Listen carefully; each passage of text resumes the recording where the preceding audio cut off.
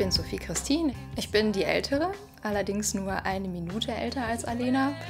Und ich habe als Kind oft versucht, ihr so ein bisschen vorzuhalten, hier, ich bin die Ältere, du musst auf mich hören. Aber in einer Situation kam dann nur so, ja, aber dafür stirbst du auch eine Minute vor mir. Da waren wir allerdings noch sehr klein.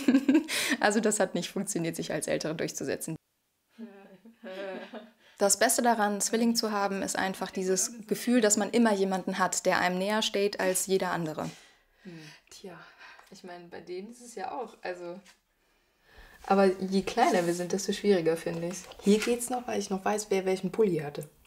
Ich glaube, ich hatte den und du den, ne? Richtig, und da steht mal dazu. Die Diagnose Typ 1 Diabetes habe ich am 6.6.05 bekommen. Gemerkt, dass ich krank war, habe ich eigentlich nicht.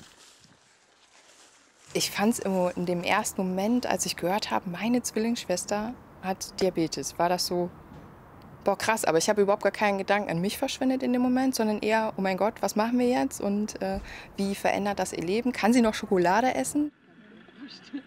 Die Sache, ob Alena eventuell auch Typ 1 Diabetes kriegen könnte, haben wir natürlich auch direkt gefragt. Das Risiko bei einem eineiigen Zwilling ist natürlich auch deutlich höher als bei normalen Geschwistern. Trotzdem hängen da relativ viele Faktoren dran, dass das Risiko nicht ganz so hoch ist.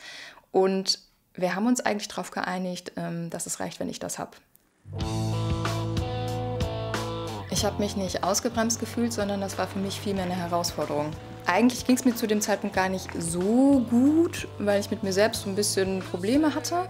Und dann kam das dazu und dann habe ich gedacht, okay, alles klar, jetzt reißt du dich zusammen, jetzt kommst du damit klar und jetzt siehst du zu, dass du das alles super hinbekommst, weil das wichtig ist.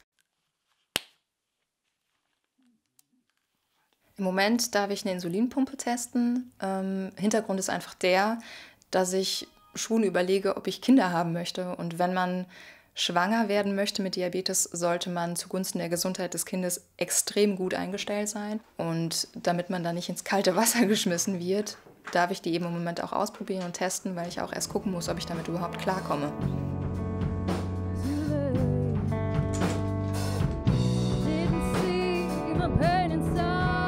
Aktuell bin ich Sängerin in der Band, was ich eigentlich nie gedacht hätte, dass das mal passieren würde. Aber es macht total viel Spaß.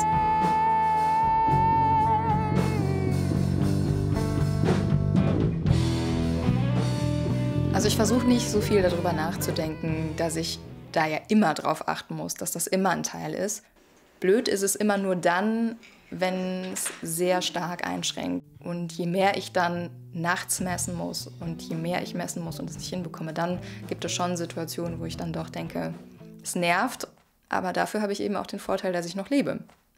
Früher wäre das einfach nicht heilbar gewesen, dann würde ich ja auch nicht mehr leben.